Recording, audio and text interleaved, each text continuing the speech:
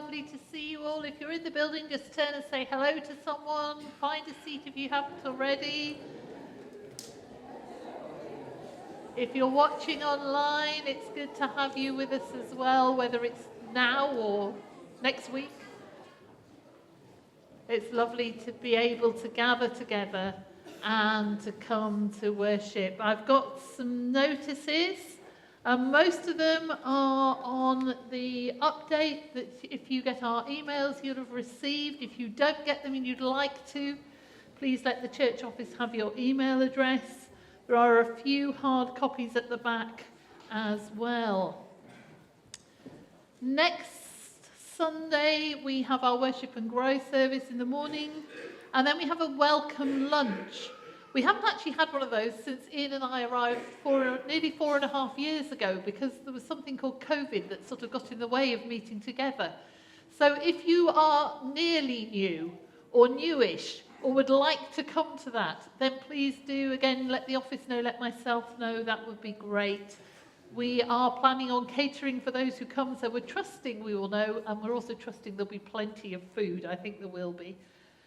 In the evening next week at 6:30, we have our communion service, but we also, as part of that, will be authorising 7 new lay ministers to work across our deanery partnership. And one of those is our very own Barbara Parkinson, who I think deserves a round of applause.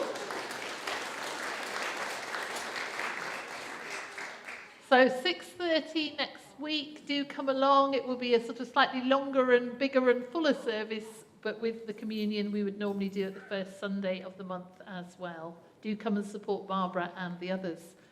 On Friday, the World Day of Prayer will be led by Barbara and another of those ALMs. There'll be 2 services, 7 o'clock in the evening here, or 2 o'clock at Langrick. It used to be called Women's World Day of Prayer, but they've changed it to be a World Day of Prayer because anyone can come. You do not have to be a woman.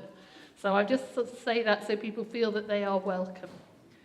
Look out for notices on the board at the end. There will be tea and coffee afterwards. There's sign-up sheets for things like the community lunch and bowling and various other bits and pieces going on. And you may have seen coming up on the screens as they went round, Spring Harvest, the dates are there, and there are discount tickets. You need a code, you need to ask the office for that. You can only have a discount on one day. So if you want to go for the whole week, you do still need to buy a week ticket, but at least they're encouraging us as local churches to take part in that. We're hoping to take some young people up as well, so do use that if you would like to. We began Lent with our Ash Wednesday service last week, so we're on the first Sunday in Lent, which someone said to me yesterday, it's only 6 weeks till Easter.